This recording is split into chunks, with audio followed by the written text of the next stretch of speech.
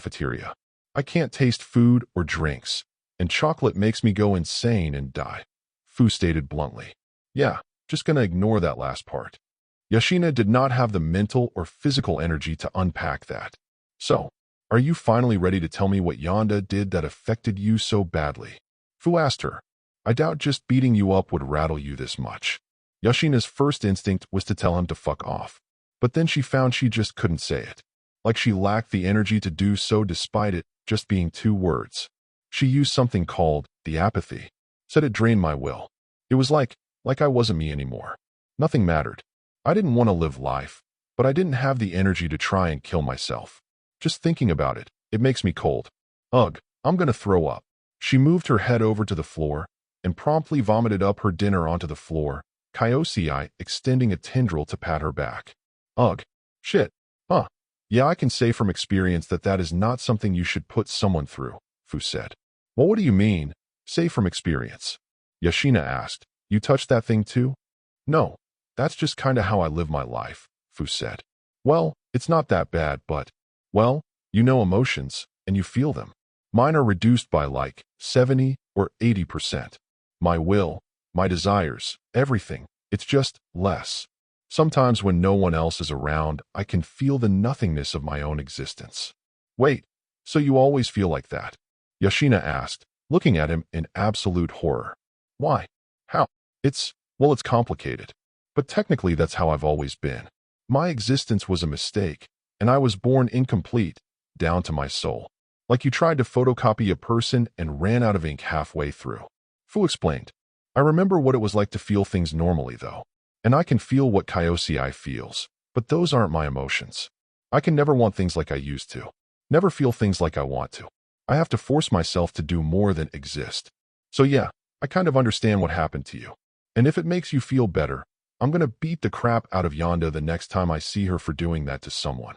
Yashina stayed silent for a while, before eventually taking a sip of her chocolate and speaking up.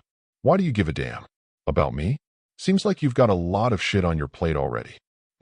It's hard to say that I care about you because, well, it's hard to say I care about anyone. It takes a while for me to feel concerned or care for someone. Fu said, but I know I should. I should care about you because you need help. So I'm going to do what I know is right. What I know Izuku would do. Izuku. Yashina looked down at her cup. Why does he give a damn about me? Or any of us? Can't imagine the world treating him too nicely, but he wants to help people? I don't get it, but I also know he ain't lying. He does care. But why? Because that's who he is, Fu answered simply. Helping people is the core of his being. His reason to live. He will love this world, even if it kills him. And that thought both terrifies and excites me. It excites you? Yashina questioned. Let me share a secret with you that's a little fucked up, Fu said. Like I said, it's harder for me to feel things. So the idea of feeling something as powerful as losing someone cares about, the sadness, the pain, it makes me feel a little excited. A little part of me wants it to happen, just so I can feel something. Yashina felt a weird mix of shock, horror, and understanding, which made her uncomfortable. Of course, I don't actually want it to happen. It's not worth it. A whole lifetime of memories of little and major memories with a person taken away in exchange for one strong burst of emotion. Fu continued. In the long term, it's just a bad mindset to have. And given that I may be around for a while, I have to think of the future. You planning to kill me after this? This seems like the kind of thing you don't tell someone you just met? Yashina asked. I'm telling you this because you've been through it. That feeling. I call it Jinengapap. Fu said. The feeling of exiting, but not exiting. Of being aware, but not yourself. Of being both something and nothing at the same time. You've experienced that, so you probably understand me a bit better when I say these things. Yashina shifted uncomfortably in her seat. Because he was right. If she was stuck in an existence like Fu's, she'd probably do anything to feel strong emotions. Even kill. Yashina felt that cold feeling again. Fortunately, you won't have to experience that again. Yonda's done with you after all. Fu said. Once again that cold feeling, mixed with her extreme anger, as soon as Yonda's name was brought up. That fucking bitch. I swear one day I'll pay her back. Oh, and how do you plan to do that? Fu asked. Because depending on your answer, I may help or stop you. Yonda can be considered my sworn enemy, but she's also my ally. She helps keep order around here and protects the house. So long as she's around, nothing from the inside will destroy this place. Be it spies or kids who have bad intentions. I don't know what I'll do to her, but it'll be something. One day, Yashina swore. Well, once you know, just tell me. Fu shrugged. Especially entertaining. I feel like you of all people can help fight off Jinengapap. Hinata wandered the halls, sniffling a whipping up tears from her face. Hinata. The loyal blade turned around and saw Achiko standing behind her, looking concerned. What's wrong? Oh, Lady Achiko, what are you doing up? Hinata asked, trying to hide the fact she'd been crying. I just felt like doing some stargazing with Kano, Achiko explained. I just sent her to bed, and now I'm running into you. Did you have a nightmare? Yes. Hinata wanted to hide it, but she couldn't bring herself to lie to the mother of her mistress. I had a horrible dream. That I lost Lady Kiba. Something that should be impossible. And yet here I am in tears. What a pathetic servant I am. Achiko looked down on the distraught child and scooped her up. Lady Achiko, I can't allow my mistress's mother to carry me around. Hinata said as she struggled to try and escape Achiko's grip. Your lady is asleep right now, so you're officially off the clock, Achiko told her. A loyal servant of eternal darkness never goes off the clock. Hinata argued adorably. Then consider this an order from the mother of the queen. Give it a rest. Achiko said with a gentle smile. Hinata considered that, and was forced to relent as she couldn't disobey a direct order.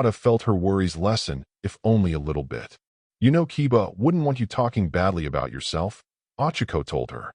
You're right, but I can't help but feel pathetic about crying over such an unrealistic dream, Hinata said. Lady Kiba will live a long, long life, far beyond mine.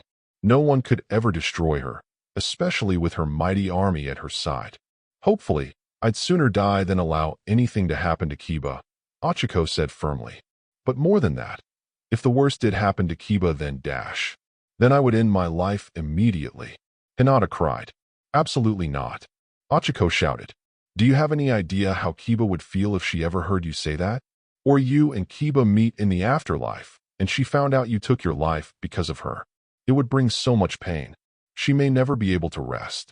I am Lady Kiba's loyal blade, Hinata said, tears starting to sprout from her eyes. My entire life, I felt like I was missing something. Until I met her, when she offered her hand to me, and when I became her blade, it felt like my life finally had meaning and purpose. Serving her, every day, acting as her blade, makes me so happy I can't imagine doing anything else.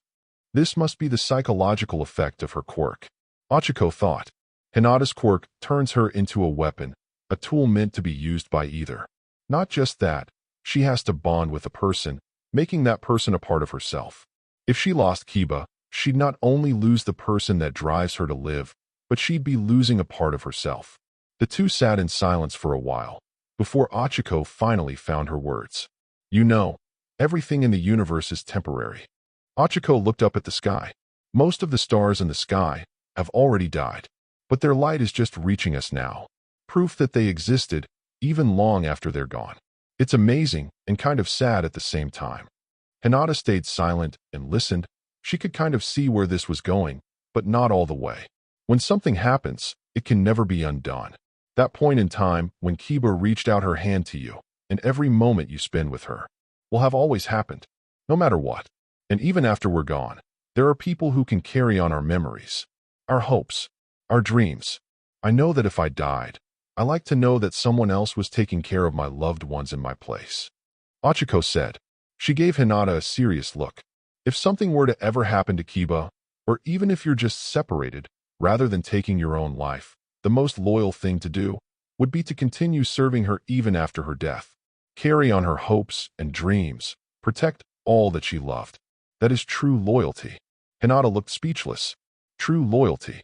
But, I know, it hurts to even think about losing someone you love, Ochiko said.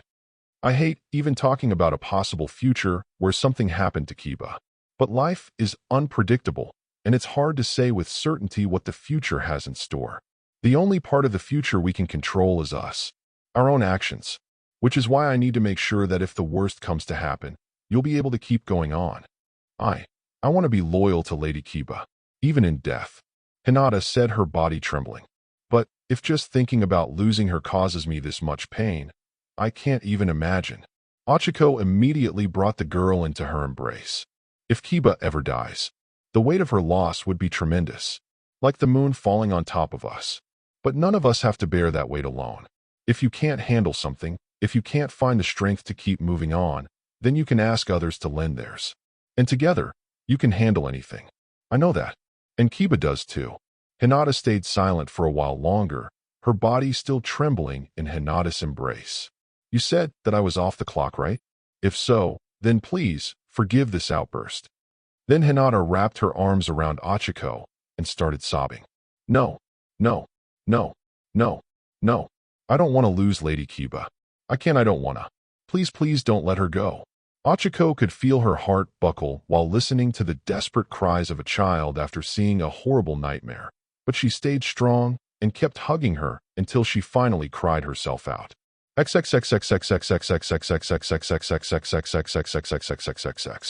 Sori was in the security room, watching over the cameras, when Giza came in. You're not normally one to up this late. Well, you never know when something big might happen, so the more the merrier, Sori said with a signature nonchalant attitude. Giza sat down beside her and took a sip of her tea. Would you like to talk about the nightmare that woke you up?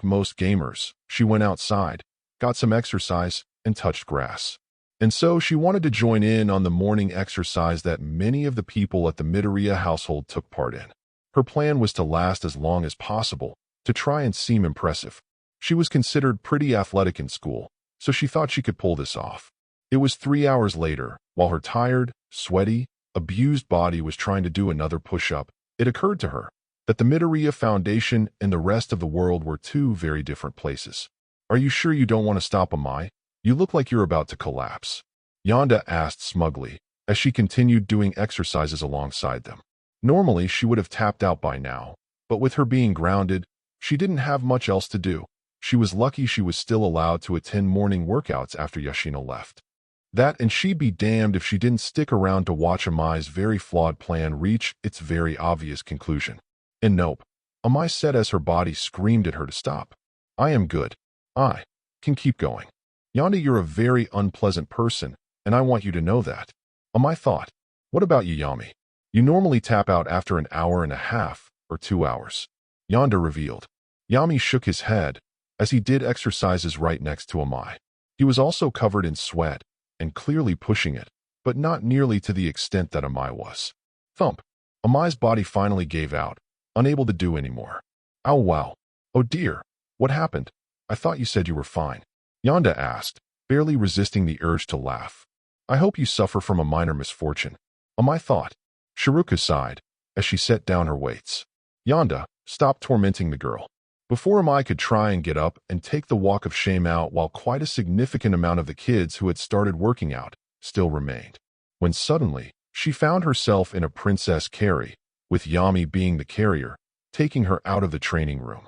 Amai knew that Yami was also tired from overexerting himself, and yet his grip on her remained firm as he walked, and he showed no sign of struggle.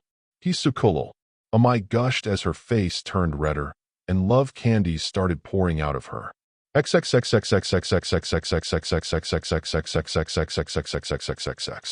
After a whole day spent recovering, Amai was ready for Plan C the next day. Okay, so maybe she wasn't good at cooking, and she could never hold a candle to the kids here physically, but she could probably do chores as well as anyone else. Yami's gonna think I'm so capable, Amai thought as she put some of Yami's clothes in the wash.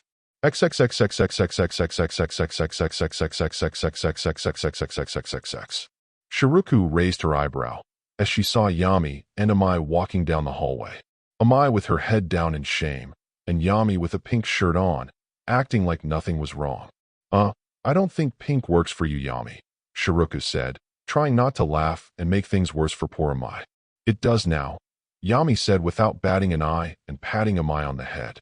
As they walked past each other, Shiruku heard the sound of love candies hitting the floor. I really hope someone's picking those up. Someone who isn't you, Yonda. Shiruka thought. Fair. Yonda responded from wherever she was at the moment. If it makes you feel better, I literally can't pick them up because I'm stuck in my room. It doesn't because you're as crafty as evil. Shiruku responded. Again, fair. Yonda replied. Amai couldn't help but slump a bit as she resigned herself to playing video games, while Yami slowly fed her Doritos to try and lift her spirits. Her attempts to do basic household chores had failed. Yami was wearing pink because she messed up his whites. She nearly passed out trying to take out garbage, and the less said about her attempts to clean the better. Yeah, there was probably a reason she wasn't allowed to help with the chores at home. You don't have to try to impress me, Yami told her. You already did, when we first met. How? Amai asked, sounding far more pouty than she'd like, especially as she was still being fed Doritos. You were trying to help people, Yami said, even though you didn't have to, even though it didn't help you, even though it was a little dangerous. You did it anyway. You impressed me, with your heart. Stop that this instant, Amai said half-heartedly, as she felt her face heat up once again. No, Yami said as he started petting her head with his other hand. Stop, please. You're gonna turn me into a useless girl who only plays video games and gets spoiled all day. Amai weakly argued. You're not useless. You make me happy, Yami said. You did all those things for me. That made me very happy. So you can't be useless. And I like spoiling you. So, keep being you, keep playing video games. I'll keep spoiling you. Because I want to. I give up. Fine, Amai said. This is one game I'll never beat him in. Eri took a deep breath as she watched an apple she had just eaten reappear before her eyes due to her quirk. It took a few moments, but she managed to turn off her quirk just as the apple finished reforming. Okay, Eri finally felt like she finally had a good handle on her power.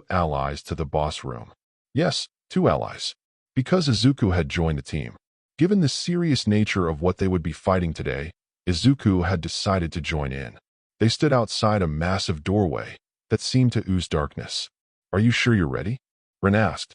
Eri nodded, her expression resolute. "Yes, I'm ready." Izuku smiled at her and rubbed her head. "My strong little unicorn. Let's finish this." With that, Rin kicked the door open, revealing a completely dark room. Eri summoned her persona and created some fire to make a bit of light before they walked in. As they went deeper and deeper into the darkness, eventually, a light shone down from above, revealing Shadow Eri. The girl was dressed in her old, tattered white dress, and her arms were covered in bloody bandages. She also looked a bit more Oni-like. She had 2 horns, long claw-like nails, and large fangs. Shackles were placed around her hands and feet. She even had a collar around her neck. And lastly, she was sitting in a familiar chair, looking down at her feet. Izuku's fists clenched so hard that his knuckles turned white, and he nearly drew blood. But he was far from the only one having a hard time looking at the grisly display before them. Rin didn't show it, but his stomach was churning at the sight of Eri's shadow. He'd been told what happened to her, but seeing something close to what she would be like while still in that hellish place made him both look forward to and dread what was most likely about to happen next. Eri had also taken a good blow to her own heart after seeing this distorted reflection of her past. But she didn't tremble. She didn't throw up. She didn't back down. This had all been what she expected. She'd lived through this once, and she could do so again. "It's time to go," Eri said firmly to her shadow. "We can't escape," Shadow Eri said, still not looking up at them. "You and I both know that." "I did. You stayed behind," Eri told her. "But now it's time to go. Our friends are waiting for us." "Friends? We don't deserve friends," Shadow Eri replied. "I deserve to be here. Now leave, before he comes." "Eri," said a voice that sent chills down Eri's spine. And then, Overhaul walked into the light, standing behind Shadow Eri's chair. Even more chillingly, he didn't look any different. As if Eri could imagine no greater monster than this as he appeared in real life. More lights activated, revealing that they were standing on a large patch of concrete in a pitch-black void covered in blood. Eri's blood, no doubt. It also revealed 2 more shadows in the room. One was a giant bird wearing a white cloak, and the other looked more like a patchwork doll in the shape of a bird, covered in stitches. "You all have been making quite a mess of my hideout. And you've even gone as far to try and take my offering to the great Shaiha Saikai," Shadow Overhaul said. "The blood of this monster will revive our god. Her body and soul belong to me and to them." Eri shook her head. "I don't belong to anyone. And you and the Shaiha Saikai are already long dead. I won't let you take my future." Suddenly, the ground started to shake as a bird cage formed around Shadow Eri, and suddenly, needles connected to tubes appeared and stabbed into Shadow Eri's body. "Arg!" Both Eris cried out in pain, as Eri too felt like she'd been stabbed all over. "Eri!" Izuku cried out, helping his daughter back to her feet. "Looks like the 2 are connected," Rin stated. He then pulled out his gun and tried to shoot the tubes with his gun, aiming in between the bars, but his bullet bounced off an invisible barrier. And that cage is more than it seems. Suddenly Rin flipped to the side, to avoid a barrage of feathers that had been shot at him by the cloaked bird. The feathers were in the shape of clock hands, confirming that this was Shadow Chronotisis.